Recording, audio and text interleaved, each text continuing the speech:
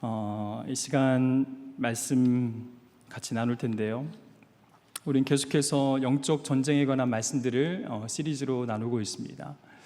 근데 감사하게도 이 영적 전쟁과 빼놓을 수 없는 것은 바로 하나님의 전신갑주이지요.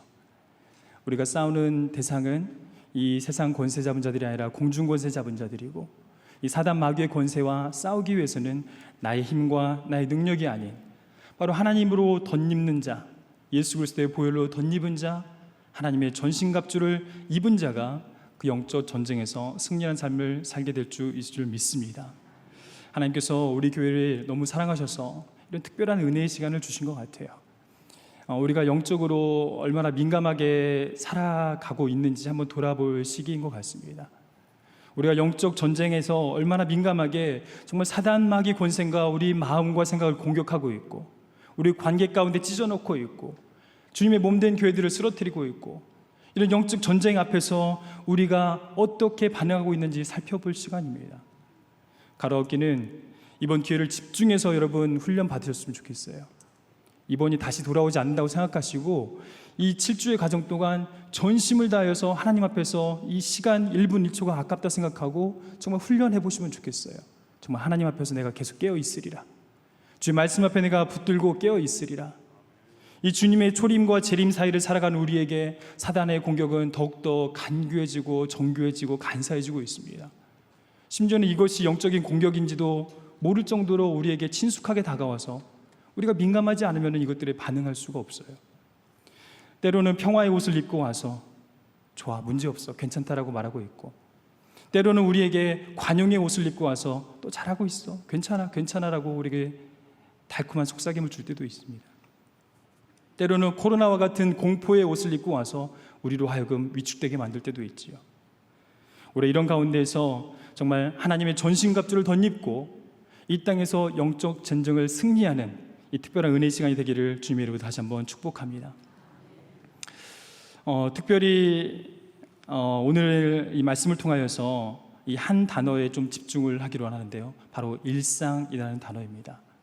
너무나 소중한 단어이지만은 우리가 일상 가운데에서 사단이 우리로 간과하게 만드는 단어, 그러므로 말미암아 소중하게 여기지 못하게 만든 바로 이 시간의 개념이 일상입니다.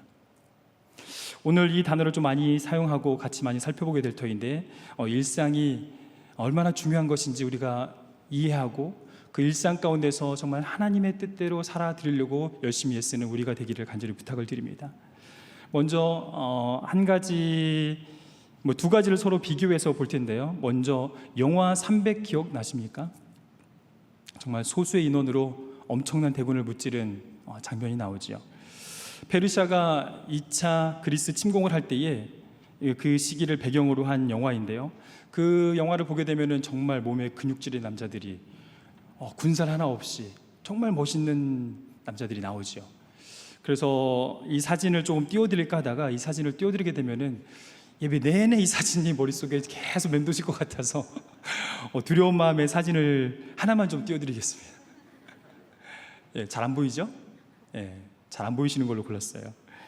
이 장면, 저 뒤에 보이는 골짜기, 이 배경이 되는 것은 이제 페르시아 제국의 내란을 이제 정리를 하고 크세르크세스, 성경에서는 에스더의 남편인 아하수에로라고 이름이 나오죠.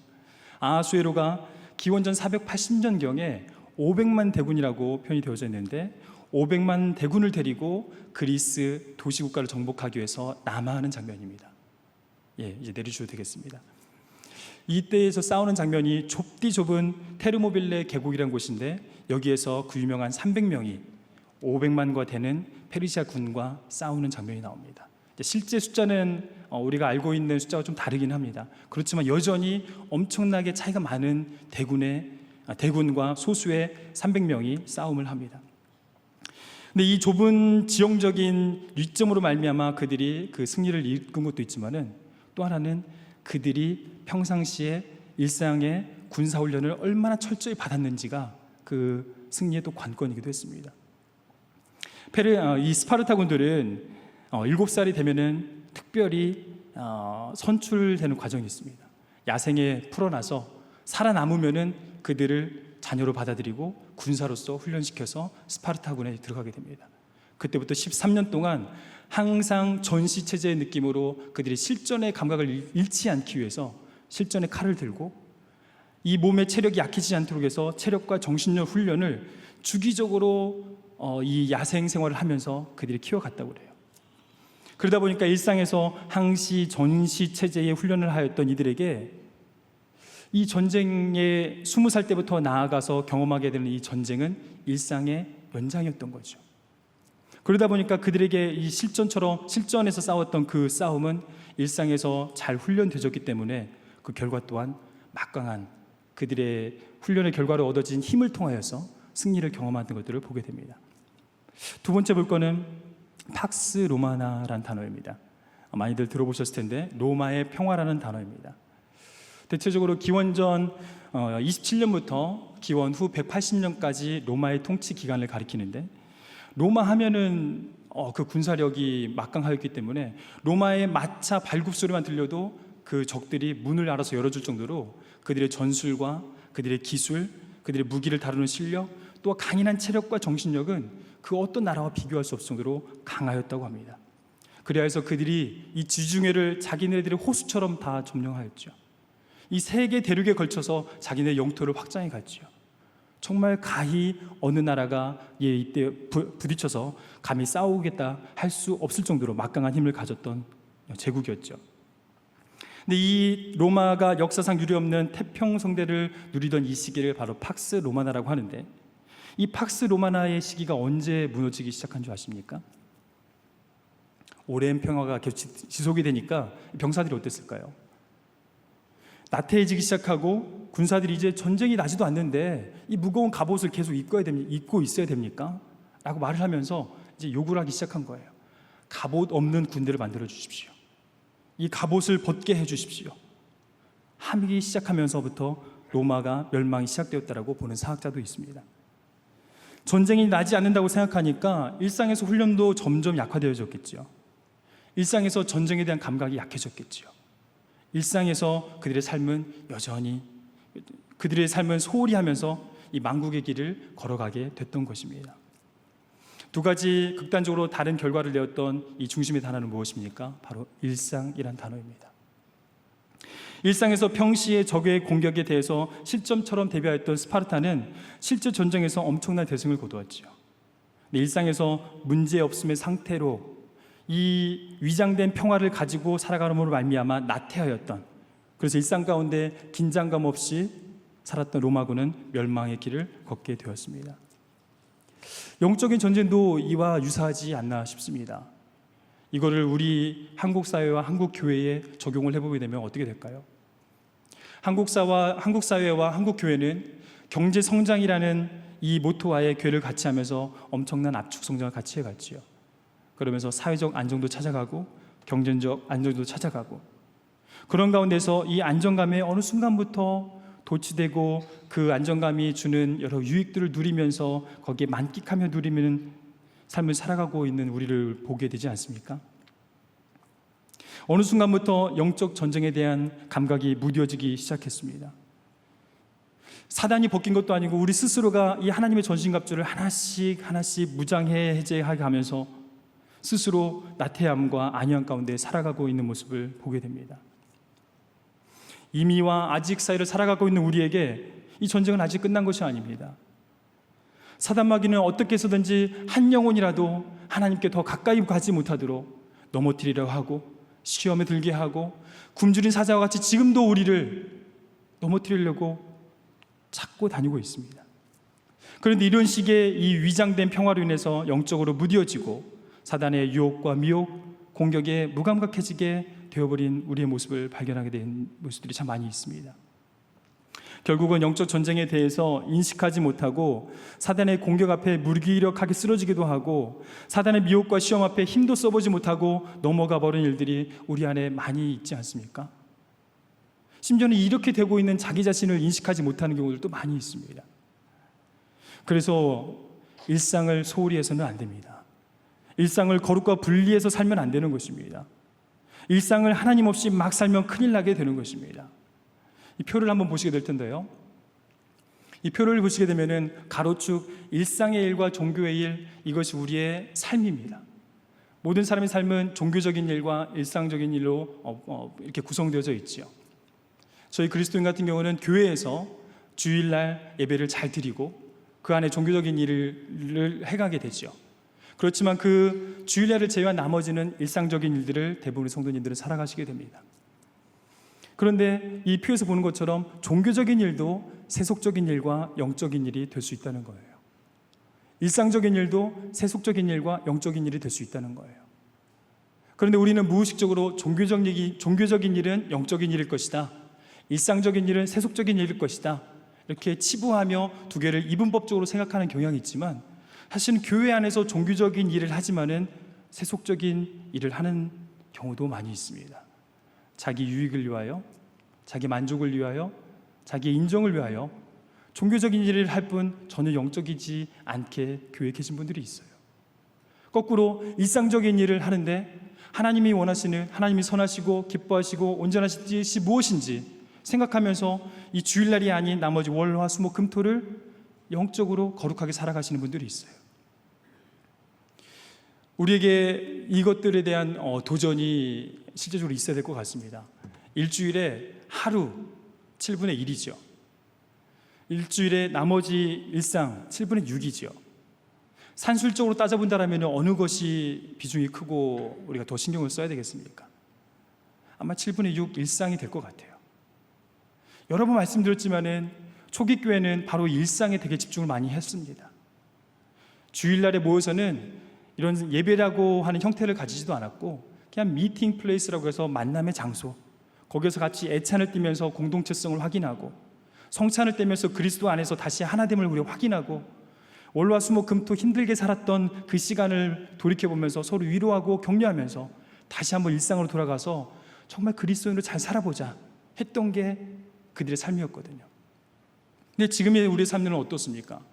좀 바뀌어진 것 같지 않습니까? 주객이 주일날 예배에 잘 준비되어진 예배에 안에서 최소한의 에너지로 하나님 앞에 예배를 잘 드릴 수 있죠.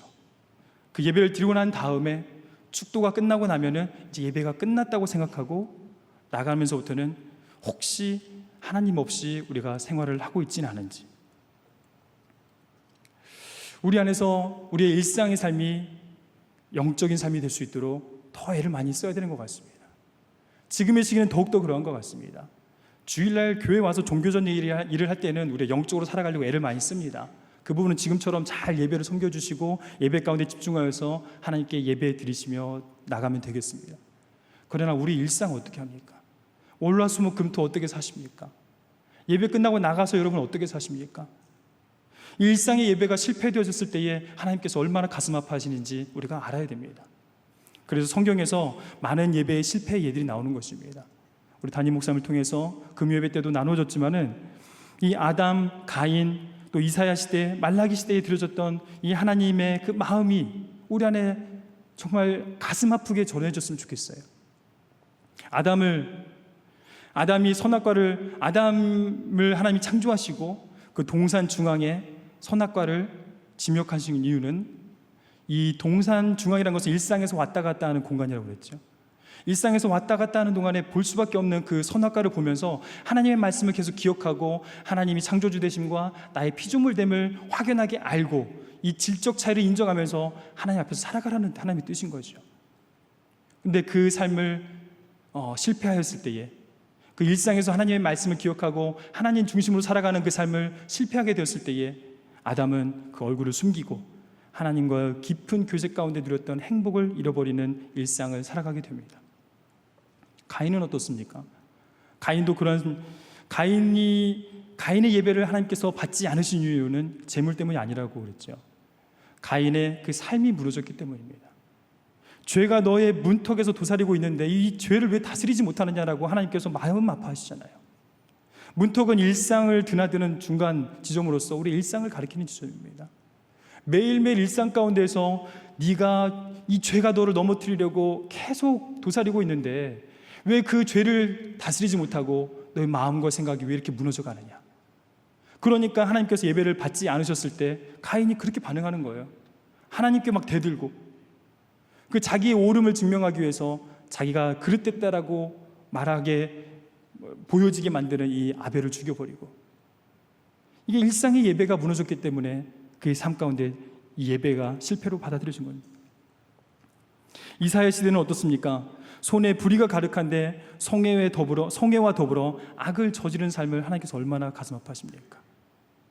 월화수목 금토 가운데서 손에 불의, 악, 사랑 없음, 죄악을 그렇게 저지르고 나서 주일날 와가지고 성회에 와서 하나님께 예배드리고 살찐 짐승과 무수한 제물을 드리면은 그 기름으로 내가 기뻐하겠느냐?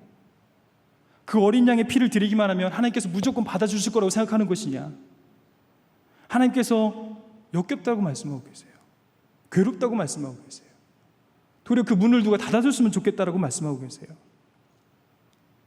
이만큼 우리의 일상이 무너진 주일 예배, 우리 일상이 무시되어진 예배 행위는 하나님 앞에 하나님을 만홀히 여기는 행위입니다. 하나님이 여기에만 계시다고 생각하기 때문에 그러는 거 아닙니까? 하나님이 진짜 살아계시고 이 땅을 다스리시며 만유 가운데 계시고 만유를 통치하시는 분이라고 우리가 믿는다면은 문 밖을 나가는 순간도 이 예배당에서의 삶과 다르지 않아야 되잖아요. 저번에도 말씀드렸지만 그것 때문에 어떤 교회는 축도를 하지 않는다고 그러더라고요. 정말 나중에 한번 해보고 싶어요. 축도 받으면은 예배 끝났어 라고 무의식 중에 생각하니까. 어떤 분은 가끔 예배 끝에 와서 축도만 받고 가시는 분도 있다는 얘기를 제가 들었어요. 예배 늦으면은 급하게 막 와가지고 축도만 받고 가신대요. 그러면은 다시 와가지고 그 다음 부 예배를 드릴 줄 알았더니 예배 다 드렸대. 축도 받으면 예배가 끝난 것입니까? 아니죠. 우리 삶의 예배가 더 중요한 것입니다. 이 코로나19 사태가 왜 우리에게 주어졌는가? 여러 가지 영적인 해석들이 있을 수 있습니다.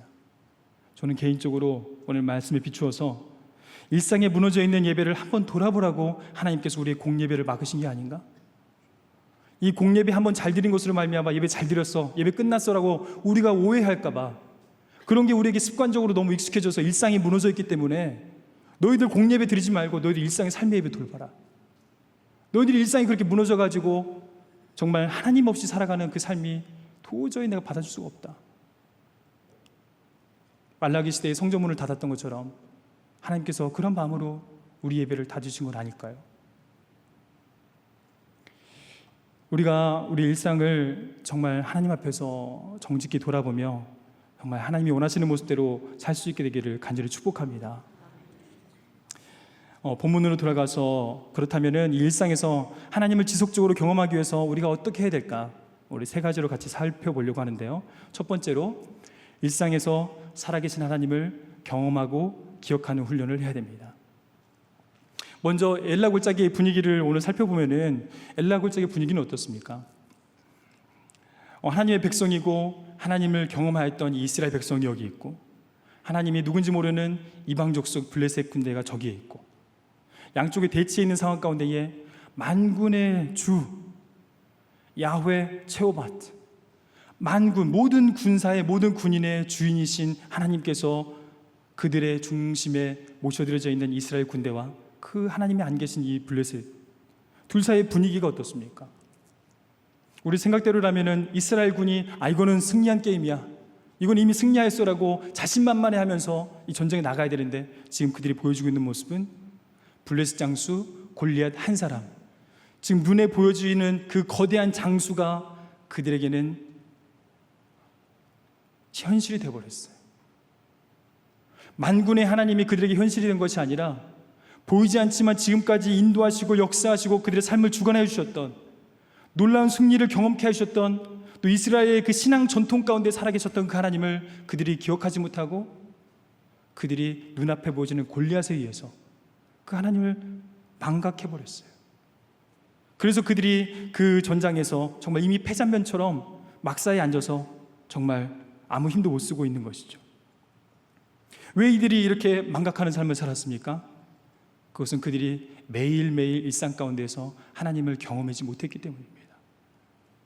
우리가 하나님을 경험해서 또 과거에 경험했던 하나님 우리가 기억할 수 있어요. 과거에 경험했던 하나님으로 말미암아 우리가 은혜를 누릴 수 있어요. 그렇지만 그것만 가지고는 안 돼요. 우리 매일의 삶 가운데서 그 하나님을 경험하고 그 하나님을 기억하는 것이 능력이지, 매일의 삶 가운데서 그 하나님을 경험하지 아니하면서 하나님에 대해서 과거에 내가 이랬지, 과거에 하나님이 이랬지, 과거에 하나님이 이랬었어라고 그 하나님을 오늘 이 시간, 이 공간 안에서 누리지 못하고 살아가는 것은 어찌 보면은 도리어 우리의 안타까움이 될 수 있습니다. 깊은 영적 침체 가운데 놓여있는 그들에게 필요한 것은 무엇이었을까요? 살아계신 하나님을 오늘 삶의 자리에서 계속적으로 경험하는 한 사람이 필요했습니다. 이런 상황 가운데서 그들에게 전장에서 전투력을 회복하는 것이 필요했던 것이 아니라 그들에게 더 재능이 있고 능력이 있고 힘이 있고 장대한 사람을 보내주시는 것이 필요한 것이 아니라 그들에게 필요했던 것은 하나님을 경외하며 하나님을 일상 가운데서 매일 만나며 그 하나님을 맨날 경험하고 그 하나님을 찬양하고 경배하며 살았던 이름도 모를 왜소하고 가장 연소한 한 소년이 필요했던 것입니다. 우리 34절부터 36절까지 말씀을 함께 읽어보도록 하겠습니다. 다윗이 사울에게 말하되 주의 종이 아버지의 양을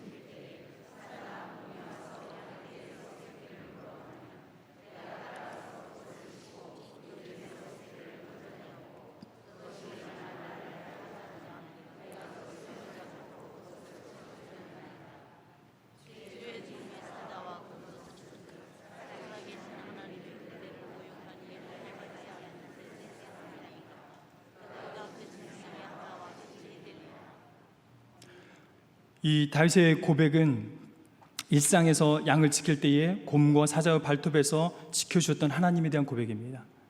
그 하나님이 계시는 세상이 다윗에게는 실제하는 진짜 세상이었던 것이죠. 눈앞에 보여지는 위협적인 골리앗이 있는 그 세상이 진짜 세상이 아니라 다윗에게는 믿음의 눈으로 바라보는 이 세상이 진짜 세상이었던 거예요. 내가 매일 일상 가운데서 그 살아계신 하나님을 내가 경험하였는데 지금 눈앞에 보여지는 이 위험 앞에서도 그 하나님이 계신 그것이 나에게는 현실이고 진짜 세상이다 라고 고백하면서 골리앗이 눈앞에 보이지 않았을 것 같아요. 골리앗과의 싸움은 다윗이 일상 가운데서 양을 지키는 가운데에 사자의 발톱과 곰의 발톱으로부터 자기를 건져주셨던 그 하나님으로 말미암아 승리를 경험하였던 다윗의 일상의 연장선이었을 뿐일 것 같아요. 사자든 곰이든 골리앗이든 그 앞에서 그냥 하나의 짐승 것 같다는 거예요. 만군의 하나님의 이름을 모욕하는 이들은 하나의 짐승 것 같다는 거예요. 일상이 그들에게 일상의 삶 가운데서 그 하나님을 지속적으로 경험하였던 다윗에게 이 골리앗은 특별한 의미가 되지 않았던 것 같습니다. 이것이 바로 일상의 힘이죠. 일상에서 하나님을 계속적으로 바라보고 그 하나님과 교제하며 생명력 있는 관계를 가져온 사람은 상황과 환경에 함몰되고 그것을 주목하며 그것에 주눅들지 않는 것입니다. 바로 하나님을 주로 고백하며 그 하나님과 일상 가운데에서 그 하나님을 경험하고 기억해내며 살아가시는 여러분, 코로나가 온다 할지라도 또 여러분이 경험하는 수많은 환경의 어려움과 위협 앞에서 그것을 주목하지 않고 하나님이 지금까지 우리를 여기까지 인도하여 주시고 구원해 주셨던 그 하나님이 여러분에게 실제가 되고 여러분의 실상이 되며 여러분의 현실이 되기를 간절히 축복합니다. 우리 두 번째로 일상에서 세상의 욕망을 내려놓는 훈련을 계속해 가게 될 때에 살아계신 하나님을 지속적으로 경험할 수 있게 됩니다. 우리 그림을 한번 보시면은 원숭이 실험 많이 들어보셨을 텐데 원숭이 잡는 방법 저렇다고 하죠. 투명한 병이 있고 거기다 바나나를 넣든지 저렇게 냄새와 향이 좋은 코코넛에다가 그 안에 과자를 넣으면은 원숭이가 손을 넣는다고 그래요. 근데 넣고 그 바나나를 잡으면은 주먹이 져지기 때문에 빼져요? 안 빼져요? 안 빼지죠.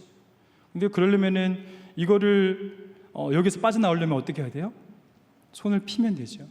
근데 원숭이는 끝까지 펴지 못하고 이걸 잡고 계속 몸부림치다가 끝내는 사람에게 잡히게 된다고 하더라고요. 근데 이것을 보면서 실수를 날릴 수밖에 없지만은 우리가 그렇게 웃을 수만은 없는 상황인 것 같습니다. 저것을 놓게 되면은 자유와 해방을 경험하게 되는데 그것을 놓게 되면은 우리가 그로부터 노임을 경험할 수 있고 참 자유를 경험하게 될 수 있는데 그 손에 쥐어진 것 그것으로 말미암아 끝까지 그것을 포기하지 못함으로 말미암아 결국은 올무에 걸리게 되는 원숭이를 보게 됩니다. 근데 우리의 삶은 어떻습니까? 오늘 본문에서 사울은 다윗에게 전장에 나가는 다윗에게 군복과 노트구, 갑옷, 왕의 칼을 허리에 채워줍니다. 근데 몇 발자국 걸어보니까 너무 불편할 뿐 도리어 다윗을 휘청하게 만드는 거죠. 왕의 갑옷이라면 모든 군사가 흠모할 만한 것입니다. 소유하고 싶고 한번 입어보고 싶고 세상에서 성공을 의미하고 그 화려함과 아름다움에 흠모할 만하죠. 그런데 그 아름다움에 취해서 우리가 그것을 취하게 되었을 때에 만약 다윗이 그것이 너무 이뻐서 그 갑옷을 자기 것으로 삼고 입었다라면은 다윗은 계속 휘청휘청거리면서 전쟁에 나갔을 때에 아마 단칼에 죽었을 것입니다. 하나님의 능력이 아닌 다른 것을 덧입게 되면은 우리가 이렇게 된다는 거예요. 하나님의 전신갑주를 입지 않고 세상이 주는 그 화려함과 아름다움을 취하여서 그것을 하나님의 자리를 대체하게 되면은 우리가 이렇게 된다는 거예요. 휘청거릴 수밖에 없고 결국에는 쓰러져서 이 세상에 올무에 넘어져서 우리가 무너질 수밖에 없다는 것이죠. 여러분, 간절히 소망하옵기는 여러분 하나님을 다른 것과 대체하지 않으시길 간절히 축복합니다. 하나님이 여러분의 유일한 소망이 되시기를 간절히 축복합니다. 세상의 욕망을 내려놓는 훈련을 하시기 바랍니다. 하나님이 주신 것 이상의 것을 탐하지 않고 이 세상에서 내가 너무 많음으로 말미암아 하나님을 버릴까 두려워하시고 이 세상의 것들로 내 만족과 내 자족을 삼아서 하나님 없이도 너무 행복하게 살지 않으시고 일상에서 사자와 곰의 발톱 앞에 위기를 경험할 때마다 살아계신 하나님으로 인해 살아난 경험이 있었던 이 다윗, 제일 중요한 것은 살아계신 하나님을 붙드는 것이었습니다. 그에게는 그것이 실제적인 문제였어요. 지금 이 하나님을 붙들고 그 하나님을 내가 만나지 않으면은 그 하나님을 내가 붙들 수 없다라면 지금 골리앗 앞에서 당장 죽을 수밖에 없는 상황이잖아요. 바로 우리에게 이런 긴장감이 필요한 것 같아요. 여러분, 월화수목 금토 일상을 살아갈 때에 하나님 없이 살아가시면 여러분 죽을 수 있어요. 그 느껴지세요? 우리가 반응하지 못한다라면은 이미 우리의 심령은 무디어지고 영적으로 죽어있는 상태에 가까울 수도 있어요. 하나님 없이 너무 잘 사는데 너무 평안해, 문제없어. 우리 심령이 죽은 거죠. 하나님으로 채워져야 되는 공간이 있는데 채워지지 않음에도 불구하고 너무 잘 지낸다라면은 우리 안에 문제가 있는 거죠. 간절히 바라옵기는 하나님으로 가득 충만케 되는 여러분 되기를 간절히 축복합니다. 우리 마지막으로 일상에서 하나님의 살아계심을 지속적으로 경험하기 위해서 어떻게 해야 되나? 일상에서 하나님을 제한하지 않는 훈련을 하셔야 됩니다. 다윗이 이 조약돌 5개를 들고 간 것, 이거 믿음 없는 행동일까요? 진짜 믿음이 있다면 하나만 들고 가서 딱 쳐가지고 쓰러뜨려야 되지 않을까요? 근데 다윗의 일상의 삶에서 다윗이 살아갈 때에 아마 제구, 이 돌을 넣는 구멍, 이 주머니가 한 5개 정도 들어가는 사이즈였을 것 같고 일상 가운데 항상 습관적으로 5개를 넣어갔을 것 같아요. 근데 이 골리앗과 싸울 때도 5개를 넣을 수밖에 없는 거는 하나님께서 다윗의 경험을 통해서 볼 때에 사자와 곰과 싸울 때에 조약돌 첫 번째에 맞춰서 곰과 사자가 쓰러지기도 했던 경험이 있었을 것 같아요. 때로는 3번째까지 가야 쓰러질 수도 있을 것 같아요. 때로는 간신히 5번째에 사자와 곰이 그 앞에서 쓰러진 경험이 있지 않을까 싶어요. 우리는 첫 번째 하나의 돌만 가지고 그걸로 적을 무너뜨리고 했을 때 되게 믿음이 좋다라고 생각하기 쉽지만은 하나님은 하나의 돌로만 이 문제를 해결하셔야 돼 라고 우리가 그 하나님을 틀에 넣는 순간 하나님을 우리가 제한하는 것입니다. 하나님이 5번째로 쓰러뜨릴 수 있으시죠. 하나님이 3번째로 쓰러뜨릴 수 있으시죠. 왜 하나로 내가 원하는 방식으로 그걸로 하나님이 항상 역사하셔야 됩니까? 우리가 하나님이 아니잖아요. 하나님의 생각은 우리 생각보다 높고 크신데 왜 우리가 하나님을 자꾸 제한하려고 하시고 여러분 원하는 방식대로 하나님이 해달라고 그렇게 때를 쓰시는 겁니까? 다윗에게는 하나님을 제한하지 않고 하나님께 자기를 열어드리는, 하나님께서 원하시면 하나님의 방법대로 하나님께서 행하실 수 있다라고 하나님 앞에 자기를 온전히 내어드리는 놀라운 믿음의 고백이 있었던 것 같아요. 간절히 바라옵기는 우리에게도 그런 믿음의 고백이 있기를 간절히 축복합니다. 일상의 삶 가운데서 하나님이 때로는 우리를 죽이시기도 하고 살리실 수 있다는 거 고백하십시오. 하나님 때로는 높이실 수도 있지만 낮추실 수도 있다고 인정하십시오. 하나님 때로는 우리를 수월에 내리기도 하시지만 수월에서 올리실 수 있다는 거, 이 모든 영역이 우리가 볼 때는 좋고 나쁨이지만은 하나님 앞에서는 그 경계가 의미가 없어요. 하나님을 붙드시고 그 하나님을 의지하고 나아간다라면은 그 가운데에서 이 한계를 짓지 않고 하나님을 제한하지 않고 하나님을 무한대로 인정해드리며 여러분이 경험하시는 삶 가운데에서 그 좋고 나쁨을 여러분이 평가하는 것이 아니라 그 가운데서 살아계신 하나님을 여러분이 경험하고 인정하고 받아들이시는 믿음을 가지게 되실 것입니다. 말씀을 맺겠습니다. 우리 세 가지 같이 살펴보았는데요. 일상에서 살아계신 하나님을 경험하고 기억하는 훈련, 일상에서 세상의 욕망을 내려놓는 훈련, 도리어 하나님의 전신갑주를 취하는 훈련, 세 번째로 일상에서 하나님을 제한하지 않는 훈련. 하나님의 생각은 우리 생각보다 높기 때문에 우리 일상 가운데에서 하나님이 그토록 원하시는 삶의 예배를 회복하시고 그 가운데서 이런 훈련들을 성실하게 지속적으로 이 수련의 기간 동안 받으셔서 정말 매일매일 일상이 1시간 1분 1초가 정말 하나님 앞에서 세워지는 여러분의 삶이 되기를 간절히 축복합니다. 모든 시간과 공간의 주인이 되신 아버지 하나님, 이 시간 이곳에 우리와 함께하여 주시니 감사를 드립니다. 또 말씀을 통하여서 저에게 도전하여 주시니 감사를 드립니다.